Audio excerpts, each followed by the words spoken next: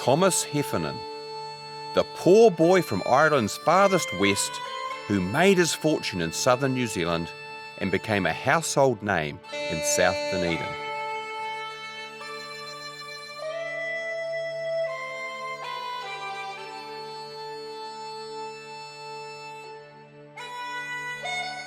Thomas Heffernan was born here at Fulmore on the tip of the Mullet Peninsula in County Mayo in 1839. This small chapel is dedicated to Dervla, a local saint from the 6th century, and is one of the oldest Christian structures in the country.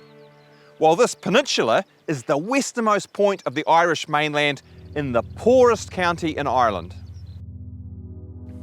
Mayo, when Thomas was born, had the smallest average land holdings, the highest concentration of population, the lowest annual incomes, and the highest dependence on the potato of the whole country. So it was accordingly absolutely devastated by the repeated failure of the potato crop during the Great Irish Famine of the late 1840s. Fulmore, meanwhile, was a place that still practiced traditional communal agriculture. Its people mainly spoke Irish. The stony ground offered a hard living with numerous small strips of ground farmed in common, the Rundale system, supplemented by fishing, and with a tight-knit tribal way of life lived in the clachan that used to stand here.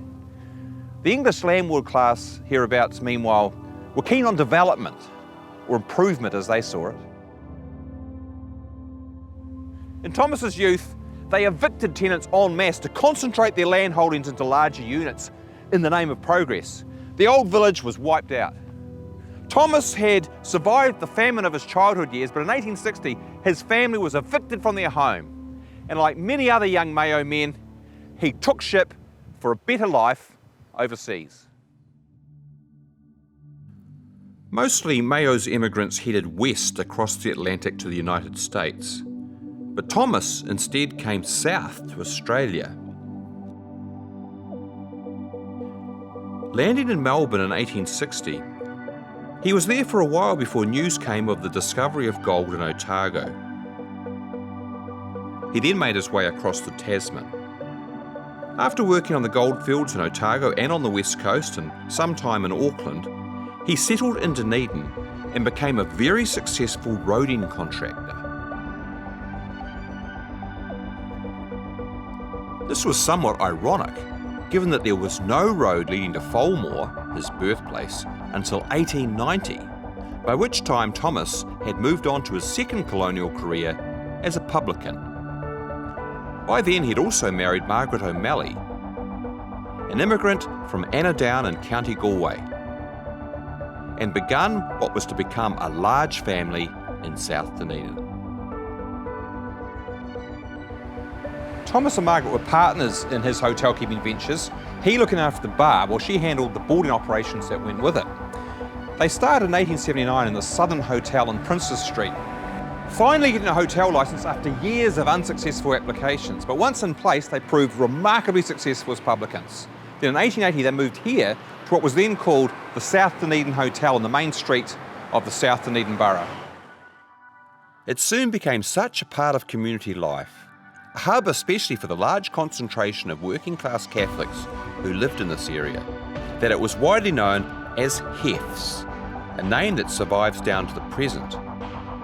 Members of the family would run the hotel for the next 79 years.